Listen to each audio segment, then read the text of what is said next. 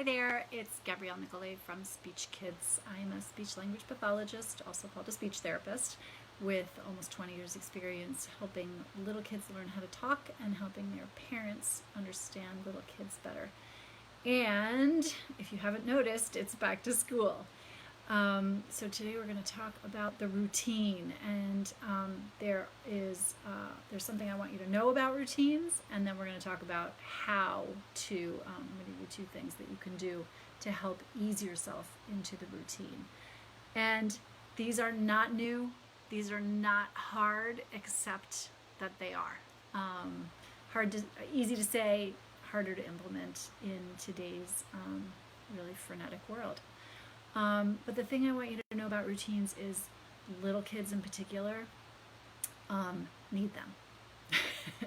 Because, and here's why, the world is a new place for little kids, right? Even your 3-year-old who's been around for 3 years has had some opportunity to learn how the world works. Your 3-year-old is still experiencing novelty in their daily life. And anytime you're experiencing novelty in your daily life, you need to know where the touchstones are. You need to be able to feel secure about something, because when everything is new and everything is unexpected, then it can feel really disorienting. And so for babies, most especially, they really need those routines that eat, wake, no, wake, eat, sleep, no, wake, eat, play, sleep. There you go. For infants.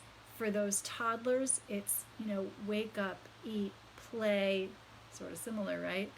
Have a snack. All of those, again, it's not that everything has to be so regimented, but they thrive on knowing what's next. If you have a child with any kind of communication issue, this is going to be really important, because some of the information that they're able to understand is the routine.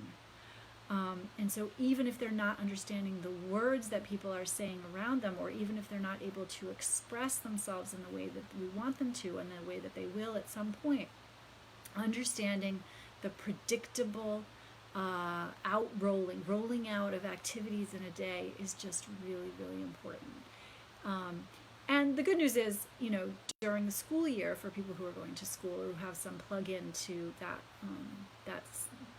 set of I can't talk today. For people who are plugged into a school environment, or knows anybody who's going to school, which is just about everybody around you, it can be really easy to start a routine, to plug into the routine at this time of year. And it's important. And so even if you are not in a position where your child is going to school, they may still benefit from a routine, and they probably will. Okay, but so how? So we've had this great summer. You probably got into a summer routine. And if you think about it, actually, summer has its own routine, right? At my house, the routine includes sleeping late, getting up and having a leisurely breakfast, planning your day, maybe doing an activity in the middle of the day, and then winding it down at night. So it has its own rhythm. It has its own routine. And maybe if you don't like the word routine, you can just plug in the word rhythm, and that might help. But how do we do this during the school year? The first strategy I want to give you is plan less. Just take whatever's not obligatory, mandatory, off your calendar for the next few weeks.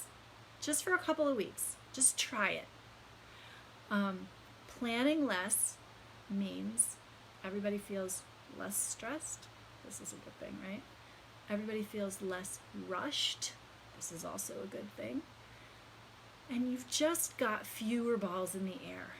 And that is also a really, really good thing, especially with littles. Because what happens when you try to rush a toddler out the door?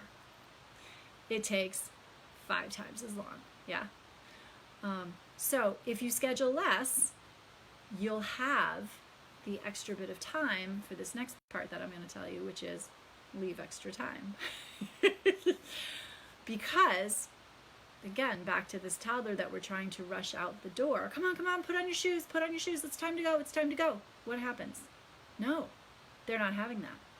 You cannot actually rush a toddler, because the only thing you will do is amp up the energy and get it going, and then the next thing you know, you're dealing with a tantrum.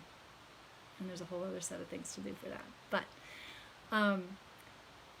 extra time is your friend, especially in the beginning. Again, when we're learning the new routine, it takes extra time because it takes extra effort because we haven't learned it yet. Once you've learned it, you can go back and add things in there. And so I really want to strongly encourage you to just plan some extra time. The other thing is, get to bed early. And again, I know that's like easier said than done, but can you shave off 15 minutes for yourself and your kids? Can you get yourself in bed earlier, even if you're not turning out the light until a regular time? Can you tweak it?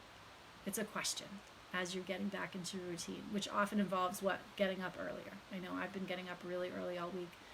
My son currently has a 6 a.m. Sports practice. So that mandates that we go to bed quite early in my house. But I'd love to hear from you. How does the school year routine play at your house? Or what are you doing to set yourself up for success, to plan and prepare for your routine? And how is that going for you? I'd love to hear. All right, until next time, take care. Bye-bye.